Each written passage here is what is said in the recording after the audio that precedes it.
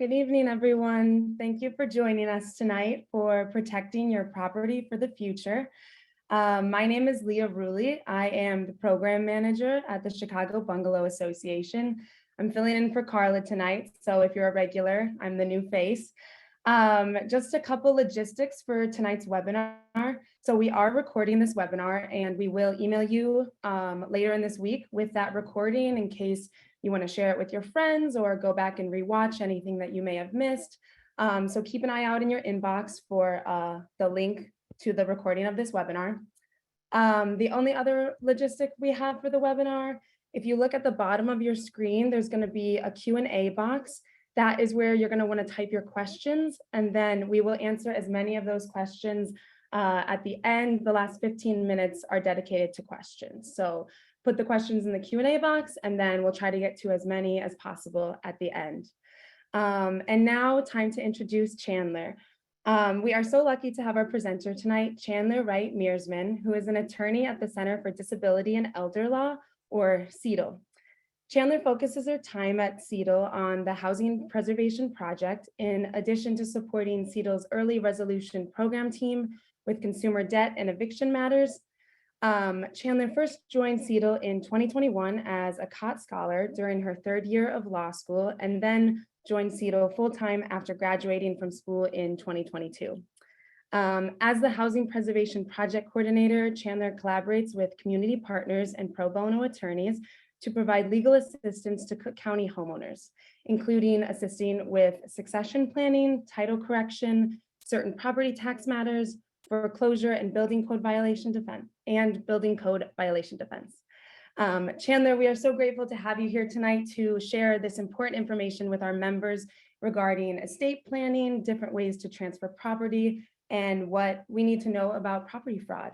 As a quick reminder for folks that may have just been joining as we go, for folks just joining, we'll answer the questions at the end, the last 15 minutes. You can put them in the Q&A box at the bottom of your screen. And then later this week, we will send you an email with the recording of this webinar. All right, Chandler, whenever you're ready, take it away. Awesome, thank you so much. I am going to share my screen and get all set up right now. Okay. All right. I think we are good to go. So my name is Chandler, and I am a staff attorney at the Center for Disability and Elder Law, and I'm so excited to be here tonight.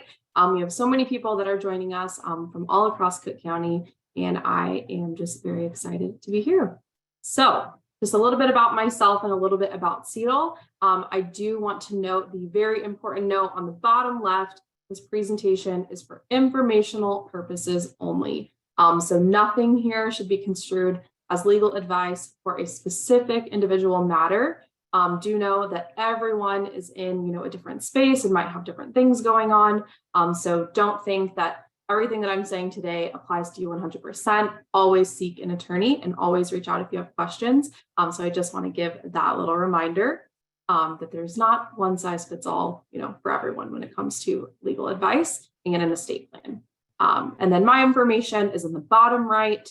I have our office location there, but we have satellite offices all around Cook County. So chances are, if you get an appointment with us, we can find one that is closest to your home. I also have my email there, but I want to point out at the very end of this presentation and in follow-up emails, there's going to be a link where you can request our free legal services. So be watching out for that link. I'm also going to have a QR code.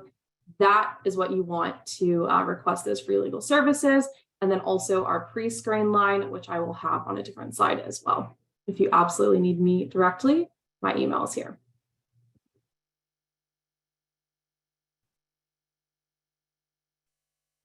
All right, a little bit of history about the Center for Disability and Elder Law. So we were founded in 1984, and we are a nonprofit organization. And when we were initially founded, it was really a result of a study that said that really 100% of those that were living in poverty will experience at least one legal issue. And the vast majority, 80% or more of those individuals, will be unable to obtain legal representation. And so free legal services is something that CEDAW has always been very passionate about. And so for over 38 years, we've been offering free legal services to primarily those who are over the age of 60 or who have a permanent disability. So our mission statement is really two-pronged. Obviously, to provide those free legal services to low-income seniors and persons with disabilities.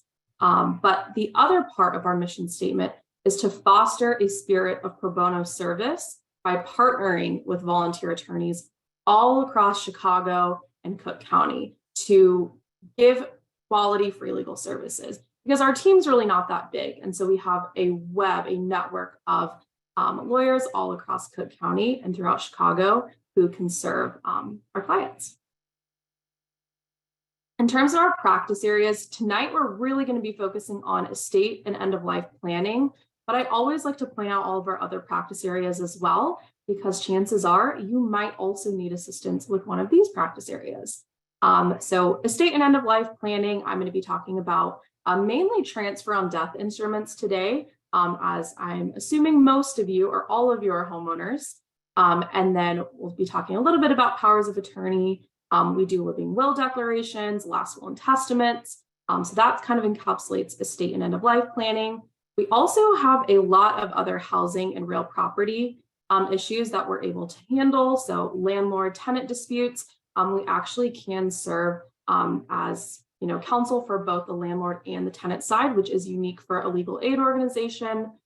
Security deposit disputes, property taxes, title correction, and building code violation defense.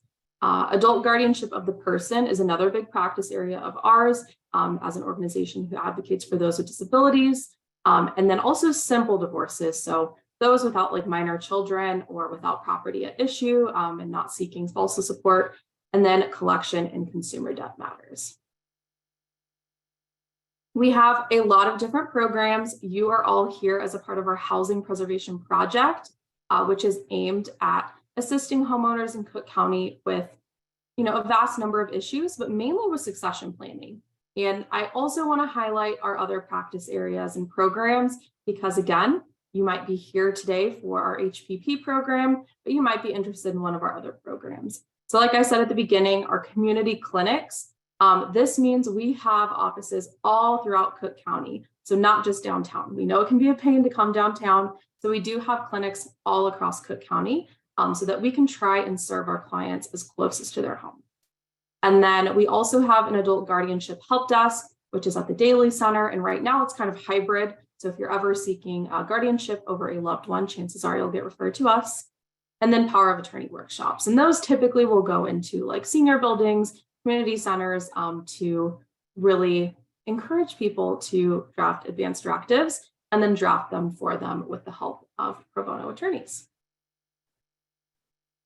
So because we are a legal aid organization that offers free legal services, we do have some eligibility criteria, but I want to note that you might be attending today and you might be thinking, well, I might not qualify for legal services. I'm under the age of 60, or I don't have a permanent disability, or I might not be considered low and moderate income. And that's okay. The information that I'm going to be giving tonight is applicable to all homeowners in Cook County, regardless of age, regardless of income. I'm going to be giving you advice that will apply to all. So I do just want to let you know about our eligibility criteria, because for those of you that might be seeking our free legal services, you will have to meet this eligibility.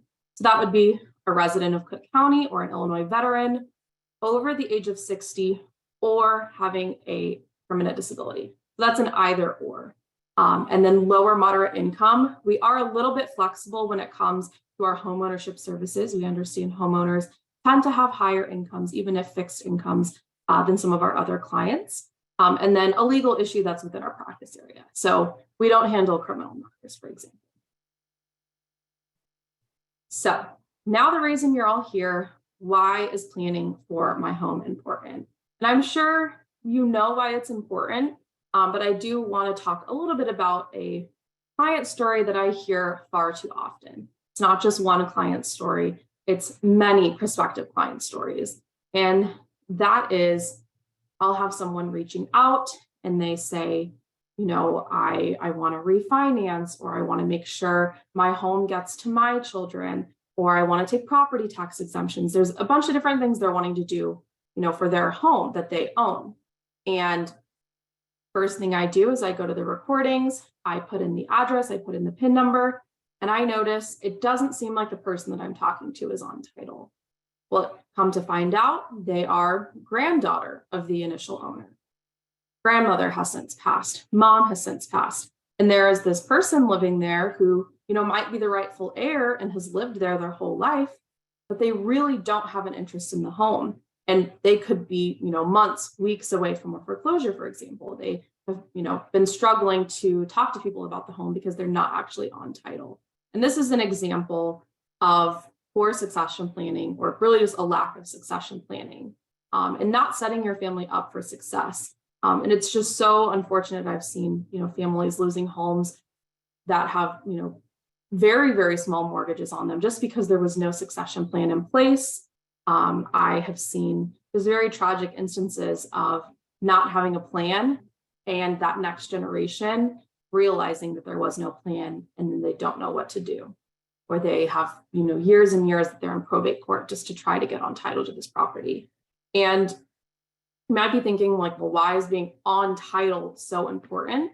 And it is very important. If you are not on title, you can't refinance your mortgage to avoid foreclosure. You can't draw from the equity to make repairs or pay back taxes. You're not going to get property tax exemptions that you're not entitled to. And it's really not your home, even though you might be entitled to it as an heir in some way. You can't sell the home because if your name isn't on title, you don't have a deed with your name on it, and you cannot transfer the home. So if you don't plan ahead for your home, your heirs will have to go to probate court upon your passing. And I was at a seminar last night where someone said, if you don't, or if you fail to plan, then you plan to fail. And I thought that just was so great, because really, if you don't plan, you are planning to fail. And so I'm here to talk about ways that you can plan for success and make your life easier, make your heirs' life easier, and ensure that your home is in your family for generations to come. So what is probate court exactly? And why are people so scared of it? Why is it such a hassle? Well, probate court is the process through which the court is going to supervise the distribution of assets of a decedent, so a person who has passed away. And what happens in probate court is that a court is going to choose someone to oversee paying the decedent's debts and distributing assets to whoever should inherit. If you have a will, and our office does draft wills, if you have a will, you would have an executor, and that's someone that you have decided you want to oversee the distribution of your assets. If you don't have a will, then a court is going to determine who your administrator should be. So a responsible family member that has stepped up to the plate. One of the reasons that probate court is so expensive, so time consuming, and really just a hassle is because an administrator or executor often has to post a bond, and it kind of acts like an insurance policy. And sometimes those bonds have to be about 1 to 2 times the amount of the personal estate. And if you have a home, you have other assets, that can be pretty burdensome. And one of the issues as well is that bond companies typically are not going to issue a bond to someone without an attorney, which means you have to get an attorney for probate court. That can add thousands of dollars in legal fees. And that can be something that your heirs or beneficiaries really can't take on. They don't have the time, they don't have the resources, they don't have the money to take it on. And so they oftentimes just let it go. And I see that far too often. So when is probate necessary? Probate is necessary when a decedent has assets worth more than $100,000. And you might be thinking, I'm a homeowner, my home alone is worth more than $100,000. And for a lot of people, that's the case. But probate would be necessary only if a decedent owned real property that needs a transfer of title. And there is a way to remove your home from needing a transfer of title through a transfer on death instrument.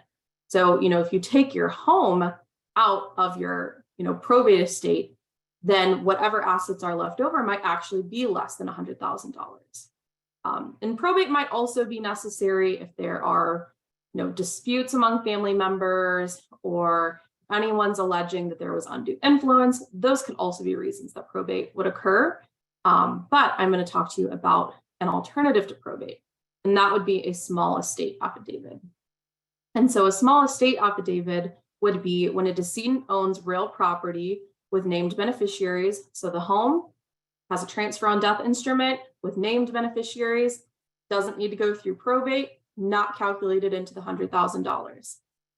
If all additional assets are worth $100,000 or less, there are no disputes, and the decedent's debts have been paid, you can just do a small estate affidavit.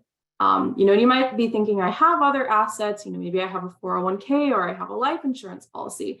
And a lot of those actually aren't calculated into that $100,000 threshold because they have named beneficiaries. So they don't need to go through probate. You've already determined who you want to have them. I'm sure if you have a life insurance policy or if you have a 401k, you named a beneficiary. So that means that really just things that don't have a named beneficiary are calculated into that $100,000 threshold. And so if you take your home out of that threshold, you're likely going to be left with $100,000 or less, and your family members can just do this small estate affidavit and not have to go through probate court. So I've already touched on a little bit of this, but what assets are included in the $100,000 limit? Anything without a beneficiary. So you might have a checking or a savings account that you didn't name a beneficiary. I want to note, though, that a lot of bank accounts, you actually can now name a beneficiary. So that's something that you should look into. I would recommend doing that over doing a joint account. So a lot of people will say, my daughter helps me with my finances, so I just have a joint account with her. That can be a little bit risky. Daughter's debts could be pulled out of your joint account. I've heard of, an adult child that owed child support to, a spouse, and then that got pulled out of parents' account because it was a joint account. So a lot of risks there. But if you just want to ensure that someone gets the contents of your bank account after you pass away, you can make it a pay on death account and name a beneficiary. So I'd encourage you to ask your bank about that. Vehicles, sometimes if you don't have a named beneficiary, would be included in that $100,000 limit. But there actually are now transfer on death instruments for vehicles. And you can find that through the clerk's office website. And so that could also be taken out. So you could get to about $0 in assets if you name a beneficiary for everything. So what's excluded from that $100,000 limit? Like I said, anything with a beneficiary. Your home being transferred through a transfer on death instrument or a TODI. Your bank accounts being pay on death.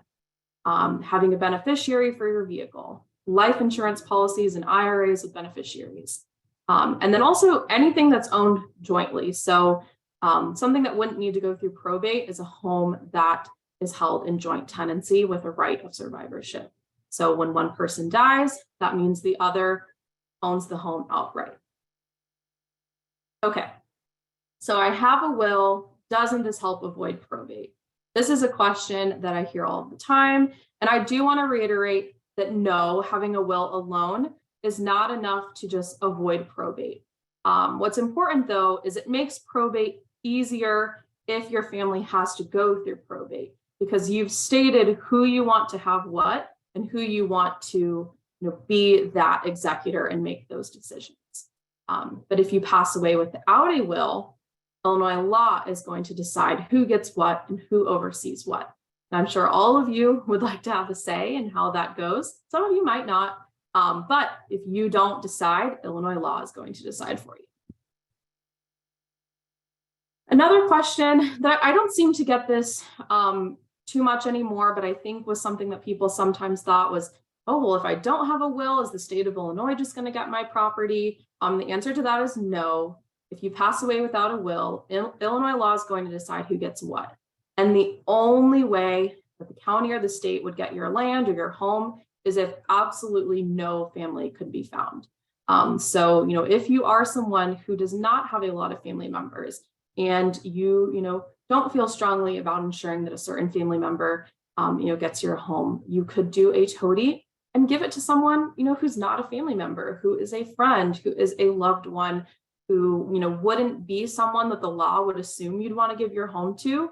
You can do a TODI and give your home to whoever you want.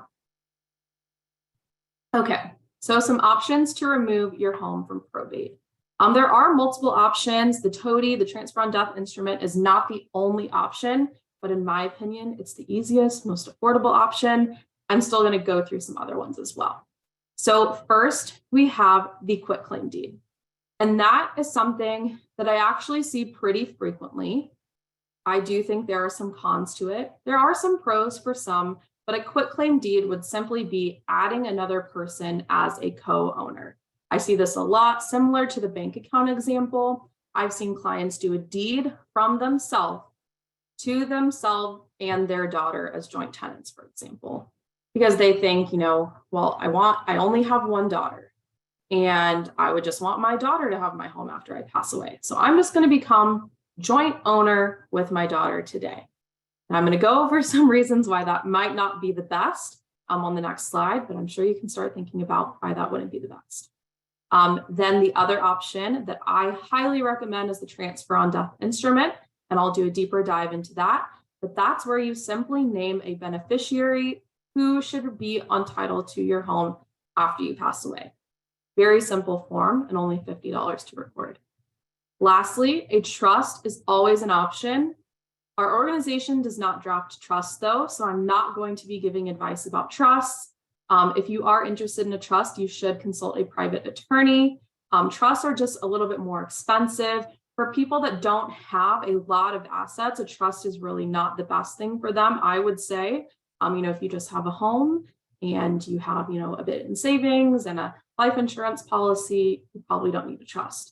But if you have multiple properties, you have a business, you have a more extensive assets, then you should probably look into a trust. They can cost money to maintain them. There might be yearly fees, attorney's fees. So it's just something that you really have to look into to figure out if that's best for you, but it is an option. So I have a little chart here to explain the difference between doing a quitclaim deed and being a joint owner with someone versus doing a transfer on death instrument. So the first, which some people might not think about, it seems like it's pretty self-explanatory, but who actually owns the home when you do a quitclaim deed? You do that quitclaim deed to yourself and your daughter. Now you and your daughter own the home. And the fees that are associated with that at a minimum are going to be $98 to record, but there are often a lot of other municipal fees. So you have to make sure your water bill's paid off. You have to get transfer stamps. You have to do a MyDeck, a lot of different things that I am not really qualified to go over. It's a lot of different steps. And so it can add up. I recommend seeking an attorney if you're doing a quitclaim deed. Sometimes people do them on their own, but there's a lot of room for error when you do it on your own. When is title transferred? When you do a quitclaim deed and become a joint owner, it would be immediately upon recording. And if you change your mind, that is something to think about. And you technically need the joint owner's permission. They would have to sign it. They are now a joint owner and they have rights of being an owner. Does it avoid probate? This is one that I really, really want to focus on because becoming a joint owner with someone doesn't automatically avoid probate. You have to draft the deed perfectly in order to be actually joint tenants. Because by law, if you draft a deed and you just say, Susan and Chandler are going to be joint tenants. If you don't specify that you want to be joint tenants with a right of survivorship, by default, you could be tenants in common, which would not avoid probate. So you have to have that specific language, joint tenants with a right of survivorship, to actually create a joint tenancy. Because if you just have two names on a deed, the default is tenants in common, which means, mom has 50%, daughter has 50%, mom's 50% would still have to go through probate. So what you thought maybe was solving your, concern of having a plan and being a joint owner with your daughter actually still made your daughter go through probate. Something else I like to focus on is protection against creditors. Something that can be very scary is if you become a joint owner with someone such as your daughter, their debts can now attach to your property.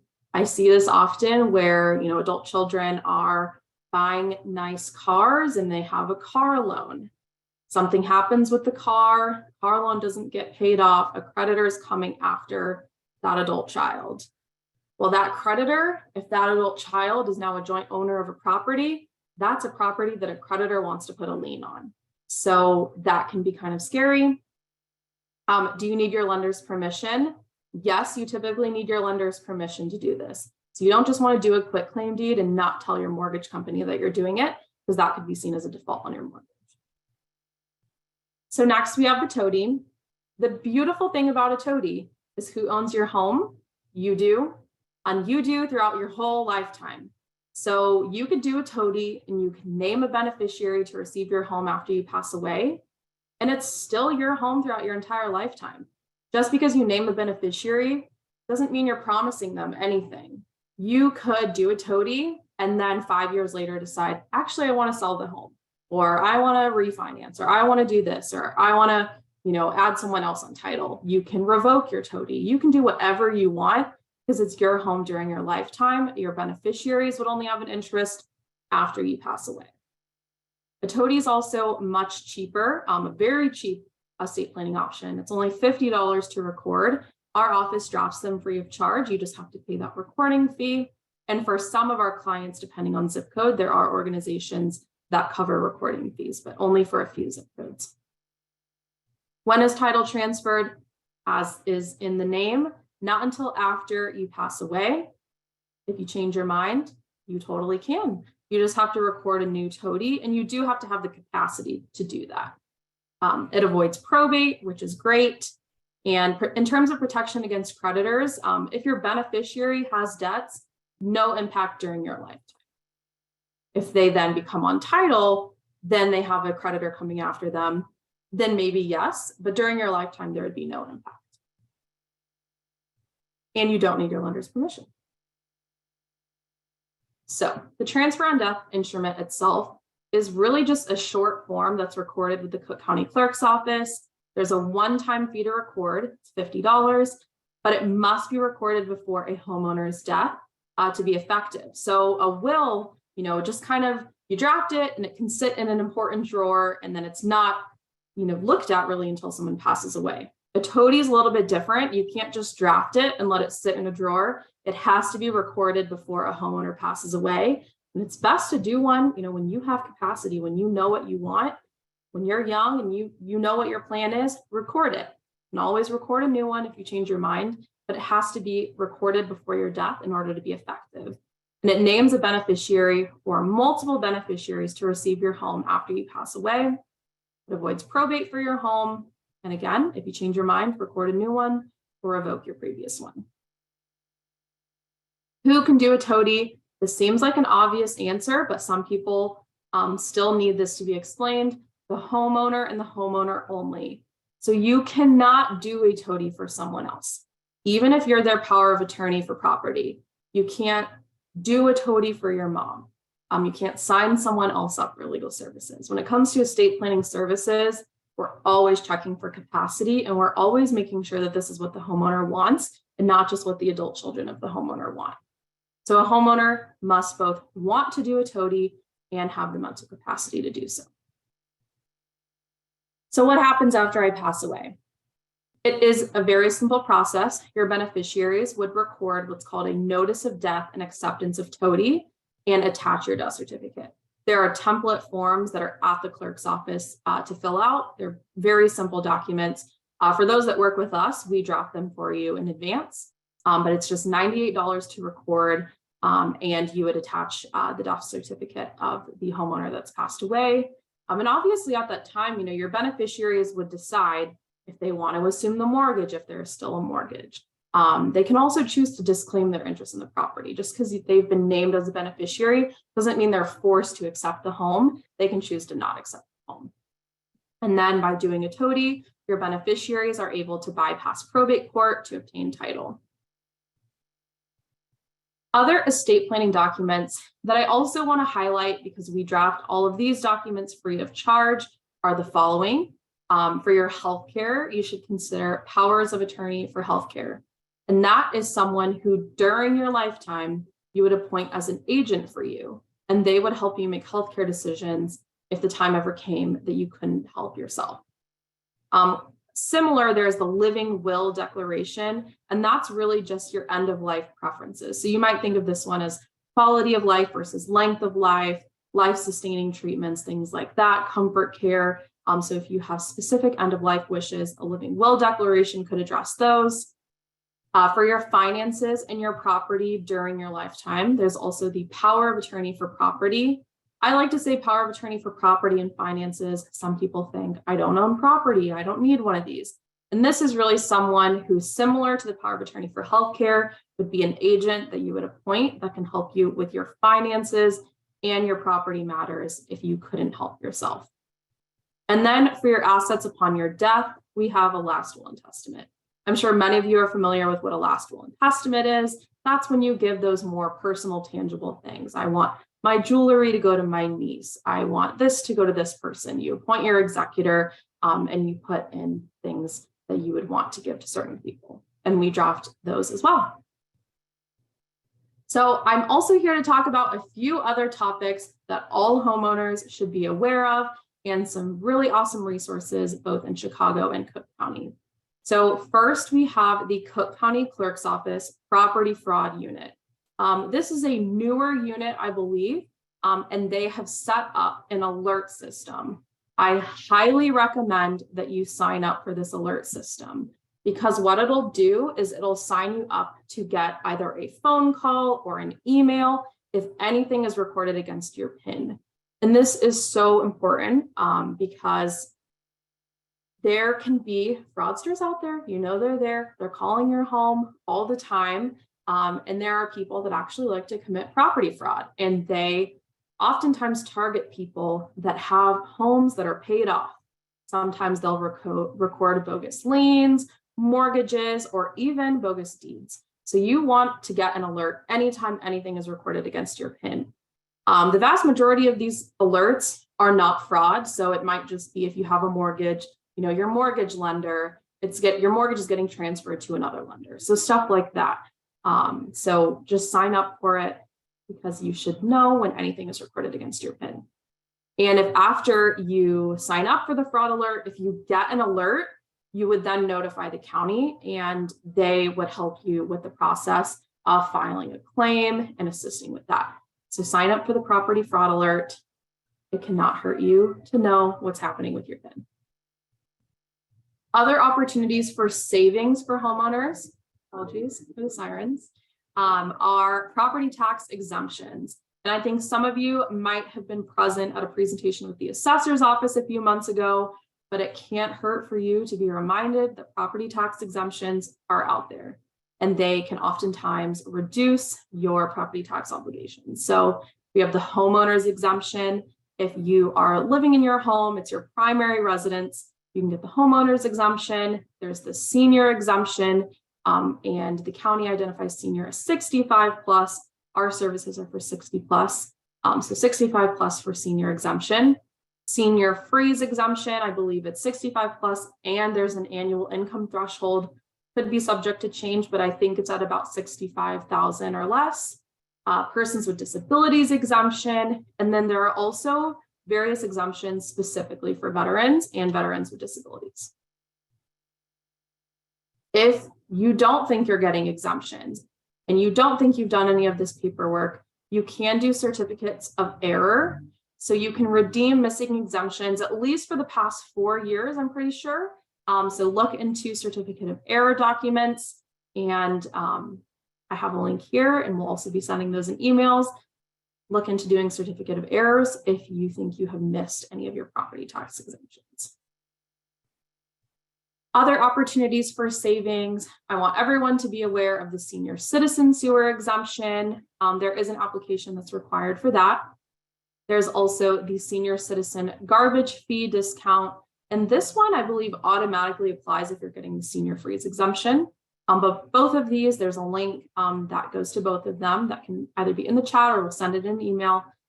If you also just Google, City of Chicago Senior Citizen Sewer Exemption, you'll find that. And then also LIHEAP is another one I like people to be aware of. the Low-Income Home Energy Assistance Program. There are also similar programs for water and other essential needs for low-income families. So that's something I like to promote as well. Another big one that it's unclear when they're going to release the date for this year, but that's the City of Chicago Home Repair Program. It is a lottery system and it is a grant for low-income homeowners for roof and porch improvements. I believe the lottery was supposed to be May 18 and it was canceled. So you might just want to look on the website to see when that gets rescheduled. And when in doubt, just call the number here. And this, I think, is a very vital program, but it is a lottery system. And I think it's a one-day lottery system. So you're going to want to be on top of that if this is something that you think you might qualify for and that you might be interested in. All right. Now, as I said at the beginning, there's no one-size-fits-all solution. So I talked about toadies a lot, and you might be thinking, no, I actually think I want to trust, and that's fine. But you should talk to an attorney to find out what is best for you in your unique situation. So just because I love toadies doesn't mean a toadie's right for everyone. Please speak to private counsel to see what's best for you. Reach out to me, reach out to our office so that we can see what might be best for you. All right, the moment you've been waiting for, applying for free legal services.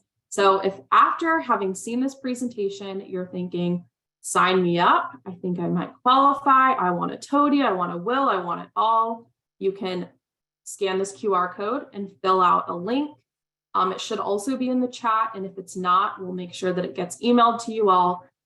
Please try to fill it out by Friday. I know there's quite a bit of you here today, so I want to make sure I have time to go through all of them.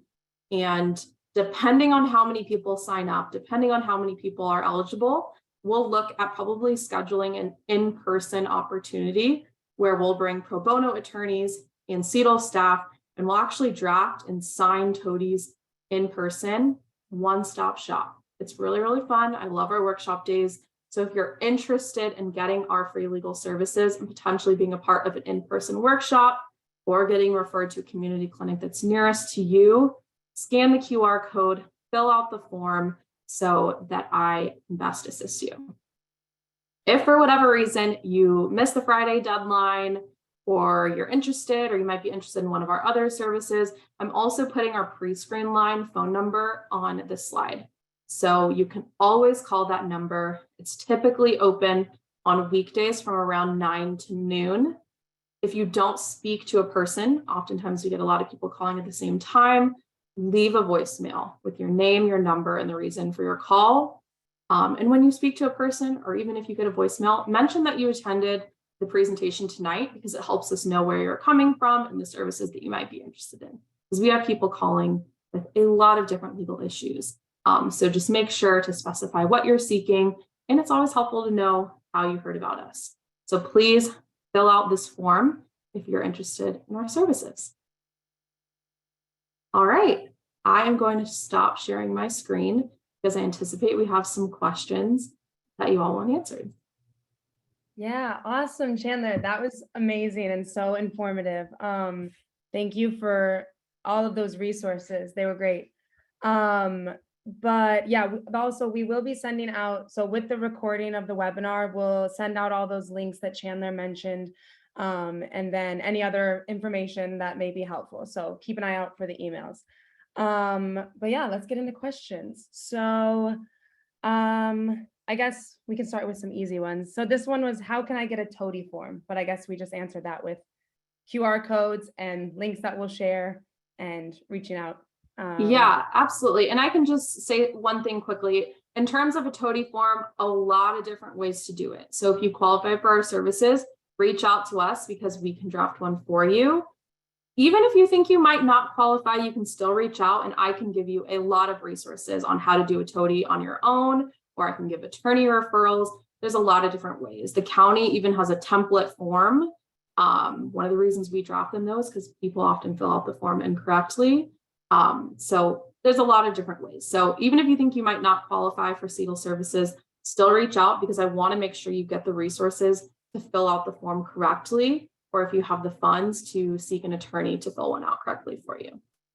Okay, great. And this one had a couple thumbs up on it. So if you have a parent that has dementia, how can you ensure your family gets the home if there's no will or any other documents?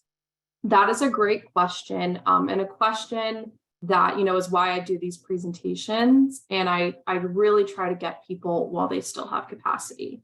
If you have a family member who has dementia, there are a few options out there. First is, if there's no will, it can just go through probate. And assuming that there aren't, a lot of issues or disagreements, it might just be a lengthy probate process, but the rightful heirs are going to get the home, most likely. Another option is if you have a family member or a parent who really can't take care of themselves at all, you can seek guardianship over that person. We usually recommend this as a last resort. We don't want to strip people of their autonomy, but if your parent is in a situation where they really need that around the clock care, they need someone overseeing their finances, their health care, and everything under the sun, seeking guardianship might be what you want to do.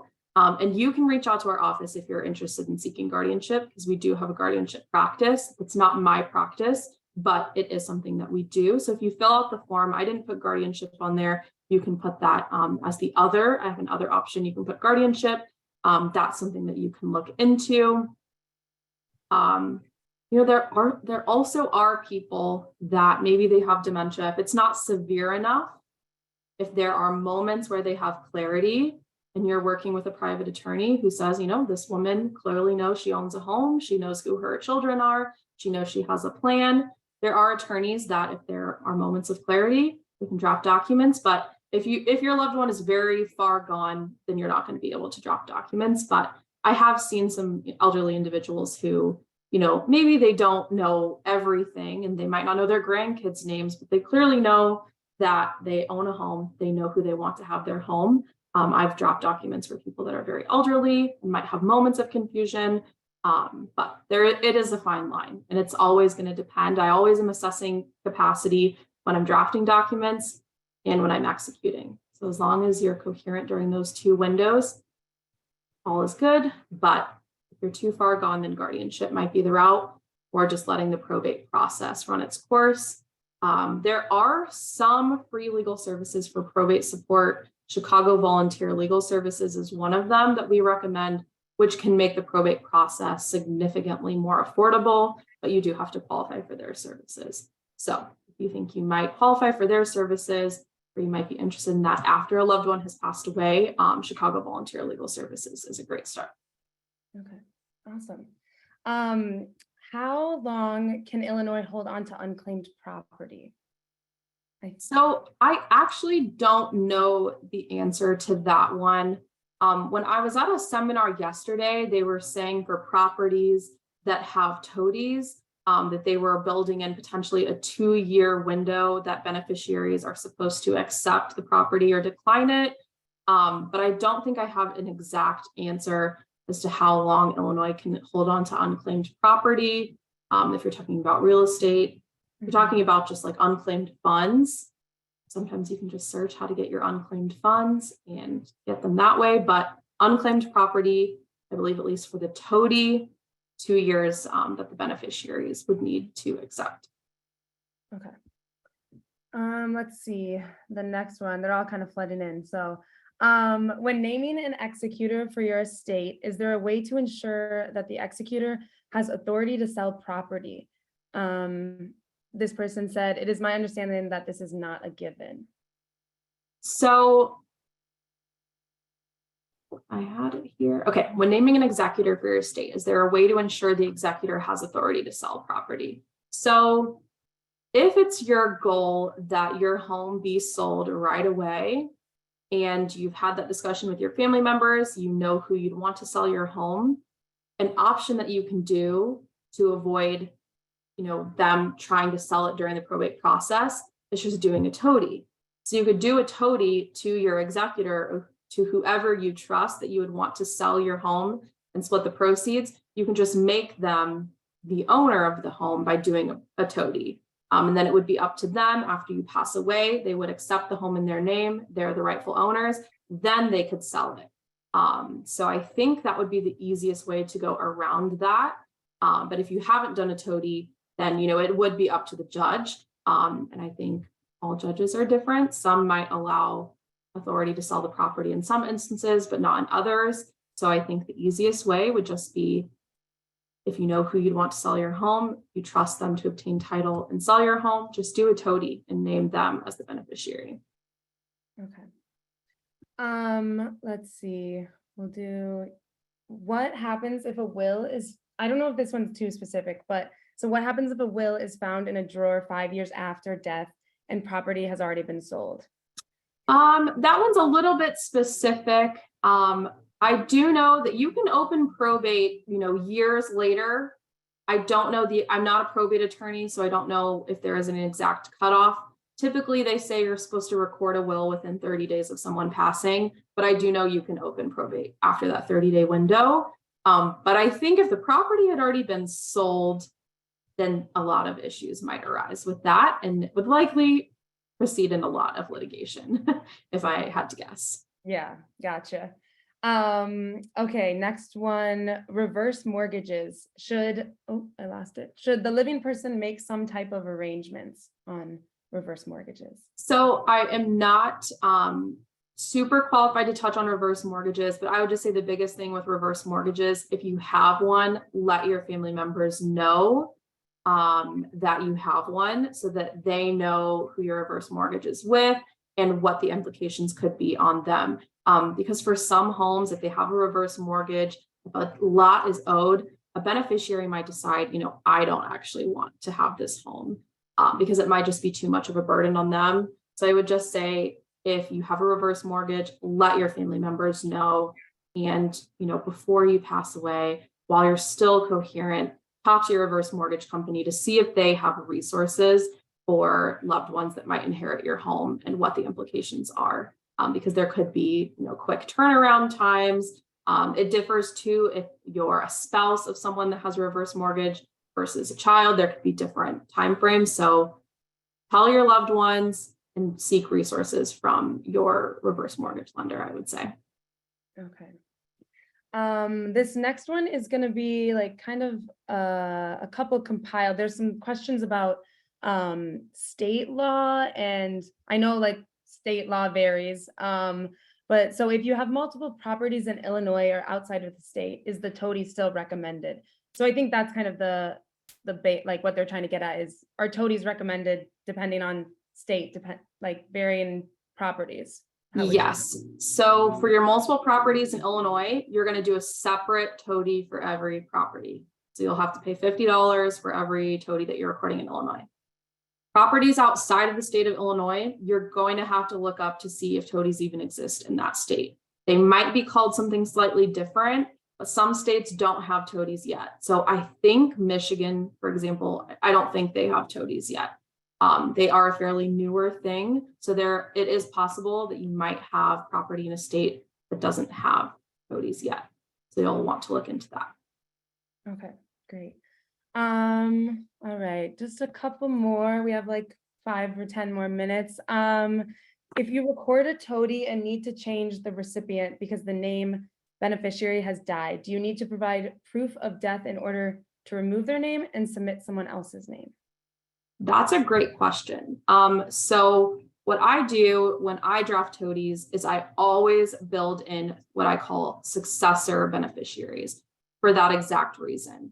I've, had a client who named her siblings as beneficiaries. She didn't have a spouse or children. She named her siblings. And then she reached out and she said, look, I did a toady a few years ago and 2 of my siblings have since passed.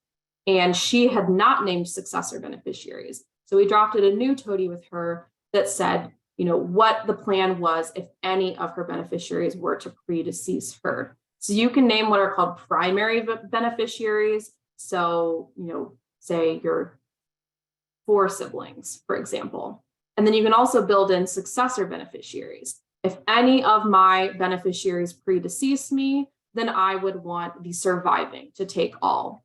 Or, if I have 2 children that are my beneficiaries, if one of my children predeceases me, I would want the children of my children, so my grandchildren, to get their portion. There's a lot of different ways that you can do that. So I would highly recommend building in successor beneficiaries for that reason, because unfortunately beneficiaries sometimes predecease the owners. But to answer the question directly, if a beneficiary, so say you just named one beneficiary, that beneficiary dies, you're still living, you don't have to provide proof of their death to remove them. You would just record a new toady. So if you had a toady that just named one person, no successors, that person died, you would just do a new toady with your new wish. And I would recommend adding in successor beneficiaries as a catch-all if that person were to predecease you. So yeah, you don't have to show proof of death because you also can just change your beneficiary even if that person hasn't died. You know, you could name your sibling and then you realize your sibling isn't going to want the home. Your niece is going to want the home. You could record a new toady with a new beneficiary, even if that primary one hasn't passed away. Okay. So kind of similar to that, like, can you put as many people on a toady as you want? And like, there's no limit to that? Yes. So you can name multiple beneficiaries. I would hesitate naming a ton. So, you know, if you're thinking you want to name like your 10 grandkids all as joint tenants, are your 10 grandkids actually going to have 1/10 of your home and want that? They might not.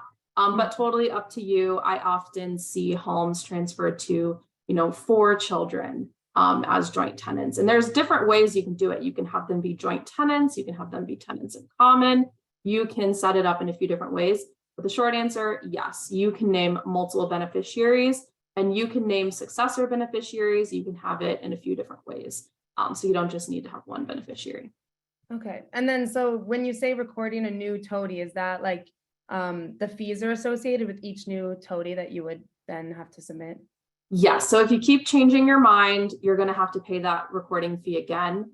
But, you know, if you just want multiple beneficiaries, you know, one toady that lists all your beneficiaries, $50. If you change your mind, you want to do a new one, you pay the $50 again. But ideally, you just do it once. Okay. Gotcha. Let's see, probably like 1 or 2 more, I think. We'll do, okay, can a form for service be completed on behalf of a parent? I think we might have answered this, but maybe. So you're asking if you can fill out the form for your parent. We would be calling that person, so you might want to tell them. I always say you shouldn't sign someone else up for services. People are unlikely to answer my calls if they don't know they're signing up for it. If you really want to put your parents' information down, make sure they're going to be okay with it. You do have to put their information. But I just don't want there to be an instance where I call and they say, "Who are you? I didn't sign up for this." So if you really do want to sign up your parent, just make sure that you tell them right away that you signed them up and to expect a call from me. Okay, great. Let's see. There's a couple questions about sharing the PowerPoint. Are you okay if we share that with our? I will ask my supervisor if I'm okay to send that to you all and to see if that can go in an email. I usually don't because it's going to be recorded. So I think the best way is just to view the recording, I would say. Okay, sounds good. And then, yeah, like everything else, we'll share. There's a couple questions about sharing QR codes and sharing links. It'll all be in the email that we send later this week. Perfect. After the webinar's over. I do actually see a question that I would like to answer that I did not address.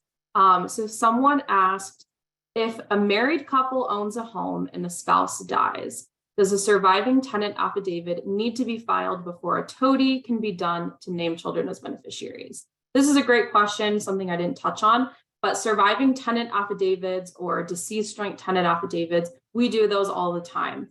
This is a document that states, you know, I owned a home with my husband, for example. My husband has passed away, and you get it notarized and you attach your husband's death certificate, you record it. It's about $98. We always recommend those. So if we have a client reaching out wanting to do a toady, we see client and deceased husband are on the deed, we're always going to recommend the surviving tenant affidavit.